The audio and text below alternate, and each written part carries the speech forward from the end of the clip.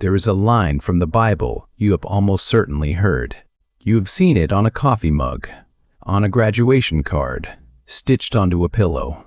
And 9 times out of 10, the person quoting it has no idea what it actually means, because they are treating it as a promise, a guarantee, a contract with God, when it was never meant to be read that way at all. It comes from a book most people think they understand, a book that sounds simple, bite-sized, almost like a collection of ancient fortune cookies, short sayings, easy advice, the kind of thing you nod at and scroll past. But that surface is a trap. Underneath it is one of the most misread books in all of Scripture. This is the Book of Proverbs. 31 chapters, hundreds of short, sharp, ancient sayings. And it is not a list of promises. It is not a rule book. It is not even really a book of morals. It is something stranger, and something far more useful than that. By the end of these 20 minutes, you will have a lens. One single way of reading that unlocks the entire book and stops you from ever misusing it again. So let's start with the word everything hangs on. The word is wisdom, and here is your first surprise. In the Bible, wisdom is not what you think it is. We hear the word wisdom, and we think of intelligence, knowing a lot, being clever. The Hebrew word is chokmah, and it means something much more hands-on than that. Chokmah is skill. It is the ability to do something and do it well. In the Old Testament, the same word describes the craftsmen who built the sacred tent of worship, the weavers, the metalworkers, the carvers whose hands knew exactly what to do. So when Proverbs talks about wisdom, it does not mean a head crammed full of facts. It means skill at the hardest craft of all, the craft of being a human being. Skill at handling money, skill at handling your anger, skill at choosing your friends, skill at knowing when to speak and when to keep your mouth shut. Wisdom, in Proverbs, is not about being smart. It is about living well. And the whole book is engineered to hand you that skill, one small saying at a time. Now look at how those sayings are built, because the shape itself is part of the design. A proverb is almost always 2 short lines that lean against each other. Sometimes the second line echoes the first. Sometimes it swings the other way and sets a fool against the wise. They are tiny on purpose, small enough to carry in your pocket, sharp enough to stick in your memory. A good proverb is a whole philosophy of life, folded down into something you can say in one breath. But before the book hands you a single one of them, it stops you at the door with one condition. One sentence that the writer calls the very beginning of everything. The fear of the Lord is the beginning of knowledge. That is chapter 1, verse 7. The doorway into the entire book. And a few chapters later it comes back, almost word for word. The fear of the Lord is the beginning of wisdom. Chapter 9, verse 10. The same idea, set down like a matching bookend. Now, that word fear makes modern people flinch. It sounds like terror, like a god to run from, but that is not what it means here. The fear of the Lord is not being scared of God. It is being rightly amazed by Him. It is the feeling of standing at the edge of something vast and knowing you are very small. It is reverence, awe, the humility to admit that you are not the center of the universe. And Proverbs says that is where wisdom begins, not with a high IQ, with a bowed head. Because the fool, the book says, is not the person who lacks information. The fool is the person who is convinced he already has it all figured out, the one who bows to nothing and answers to no one. So the book draws a line straight down the middle of the world, and it asks you to choose a side. And to make that choice unforgettable, it does something remarkable. It takes the 2 ways of living, and it turns them into 2 women, two voices calling out to you from either end of the same street. The first, the book calls Lady Wisdom. She is not a goddess. She is a picture. Wisdom itself, given a voice and a face, and she does not hide in a temple or wait quietly in a library. She stands out in the open, at the crossroads, at the busiest, loudest corner of the city, and she calls out at the top of her voice to anyone who will listen. In chapter 9, she builds a great house and carves 7 pillars to hold it up. She sets her table, she prepares a feast, and she sends her invitation out into the streets. Whoever is simple, let him turn in here. Come, eat of my bread and drink. She is offering a whole life, a house that stands, a table that actually satisfies. But she is not the only voice on that street. At the other end sits the second woman. The book calls her Folly. And here is the unsettling part. She uses almost the exact same words. She too sits at her door. She too calls out to the simple who pass by. Whoever is simple, let him turn in here. The very same invitation, but listen to what she is really selling. Stolen water is sweet, and bread eaten in secret is pleasant. That is her whole pitch. Not that her way is good, only that it feels good in the dark. Everything she offers is stolen, secret, quick, and hidden. And the book tells you plainly where her house leads. Her guests are in the depths of the grave. This is the genius of Proverbs. It knows that folly rarely looks like evil. It looks like a shortcut. It looks like fun. It sounds almost identical to wisdom. 2 houses on the same street, 2 women with the same words. One leads to life, one to ruin.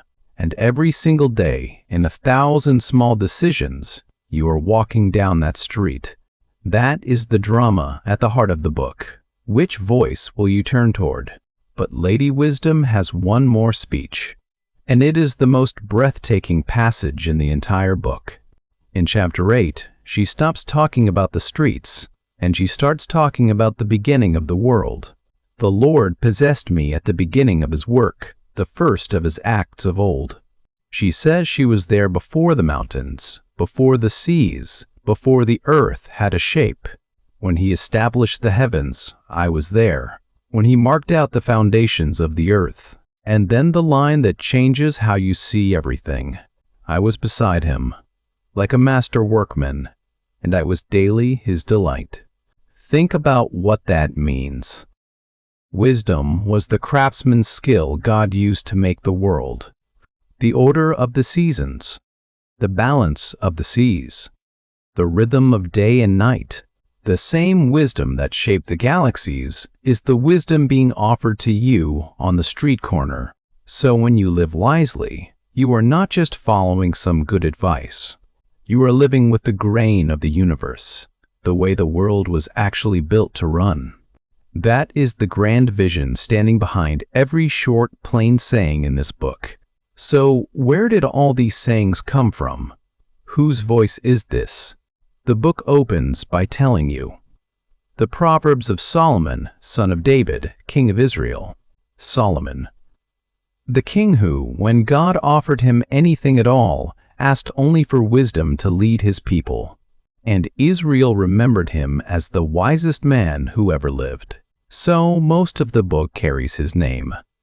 But here is what most people never notice. Solomon is not the only voice in it. Proverbs is not one man's diary. It is an anthology, a collection gathered over centuries. Look closely, and you can actually see the seams where the different collections are stitched together. In chapter 25, a small line gives it away. These also are Proverbs of Solomon, which the men of Hezekiah, king of Judah, copied. Hezekiah lived roughly 250 years after Solomon. So centuries later, a king's scribes were still hunting down Solomon's sayings and copying them into the book. Proverbs was still growing long after the man who first started it was gone. And then, near the very end, 2 names appear that are not Israelite kings at all. Chapter 30. The words of Agur, son of Jakeh. We know almost nothing about him. A sage from outside the main story, whose words were wise enough to keep. And his opening is startlingly honest. I am weary, O God, and worn out. Not a man boasting about his wisdom. A man admitting how little he truly knows. Then chapter 31. The words of King Lemuel. An oracle that his mother taught him. Another king we cannot quite place. And notice who is really speaking through him. His mother. The book ends with a mother's wisdom handed down to her son. So, Proverbs is a chorus. A king, a foreign sage, a queen mother, generations of faithful scribes. Wisdom, gathered from wherever it could be found and bound together into one book. Which brings us, finally, to the lens. The one thing you have to understand to read this book correctly, and it is the thing almost everyone gets wrong, a proverb is not a promise. Say that again, slowly. A proverb is not a promise. A proverb is a wise observation, a general truth, the way life usually goes. It is not an ironclad guarantee that God has signed his name to. Take the most quoted verse of them all. Train up a child in the way he should go, and he will not depart from it. People treat that like a contract. Do the parenting right, and your child is guaranteed to turn out right. And when a good and faithful parent's child walks away, that verse turns into a weapon of guilt. But that was never its point. It is wisdom, not warranty. It is telling you the general pattern. Early training tends to shape a whole life. Usually, as a rule, it describes how the world normally works. It does not promise the world will always cooperate. And if you think that is a stretch, the book itself proves the point. On purpose. In chapter 26, two verses sit right next to each other, and they flatly contradict. The first, answer not a fool according to his folly, lest you be like him yourself. The very next verse, answer a fool according to his folly, lest he be wise in his own eyes. Do not answer the fool. Answer the fool, back to back. In the very same chapter. This is not a mistake. No editor missed it. It was placed there deliberately, because it teaches you the deepest lesson in the whole book. A proverb is true in its moment, and wisdom is knowing which moment you are actually in. Sometimes you stay silent, so you do not sink down to a fool's level. Sometimes you must answer, so his nonsense does not stand there unchallenged. The proverb hands you the tool. You still have to know when to pick it up. And that is exactly why Proverbs was never meant to be read all by itself. It is one of three great wisdom books, and the other two are its arguing partners. Proverbs says, in general, the righteous prosper and the wicked fall. Then the book of Job stands up and says, but what about the good man who loses everything for no reason at all? And the book of Ecclesiastes says, and what about the times life simply does not add up? Proverbs gives you the rule. Job and Ecclesiastes stand guard over the exceptions. Together they tell the truth that no single verse could ever hold by itself. So Proverbs is not a book of magic formulas. It is a book of wise skill for a complicated world. And once you are holding that lens, the whole book suddenly opens up. You start to see what it is really about. The small hinges that swing a whole life. It talks endlessly about the tongue. How a gentle word turns away wrath, and a harsh one sets a fire. Death and life, it says, are in the power of the tongue. A few words can build someone or break them. It talks about money, honest scales, an open and generous hand, and the quiet trap of chasing wealth. It talks about the lazy and the diligent. Go to the ant, it says. Watch her store in summer and be wise. It talks about friendship, how iron sharpens iron, how a true friend loves at all times. It talks about pride, and how it comes right before the fall, and about the humility that comes before honor. And above all of it, it talks about the heart. Guard your heart, for from it flow the springs of life. Small, ordinary, daily things. The exact places where a life is quietly won or quietly lost. And then, right at the very end, the book gives you its final portrait. The famous poem of chapter 31, The Woman of Noble Character. An excellent wife who can find. She is far more precious than jewels. For centuries, people have read this as a checklist for the perfect wife, an impossible standard. But look a little closer, and something far deeper is going on. In the Hebrew, this poem is an acrostic. Each verse begins with the next letter of the alphabet. It is wisdom from A to Z. A complete portrait, built carefully line by line. And the woman it describes is doing the very same thing Lady Wisdom did back in chapter 8. She works with skill. She trades, she plants a vineyard, she builds. She opens her hand to the poor.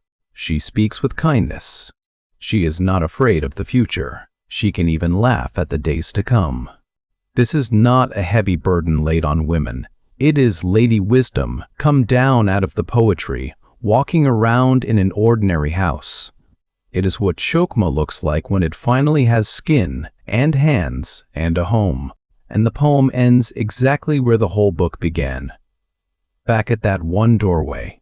Charm is deceptive and beauty is fleeting, but a woman who fears the Lord is to be praised. The fear of the Lord. The same words from chapter 1. The book quietly closes the circle. So, here is the lens. One last time. Carry it out of here with you. Proverbs is not a jar full of promises. It is a workshop for the skill of living. Every saying is a tool. And reverence for God is the hand that knows how to hold them. And every ordinary day, you are still walking down that same old street. Two voices are still calling. One offers you the quick and the stolen. One offers a house that stands. Wisdom is not shouting from some far-off mountain. She is right there at the corner, in the middle of your normal life, calling out to anyone still humble enough to listen. Come, eat, live, and walk in the way of understanding.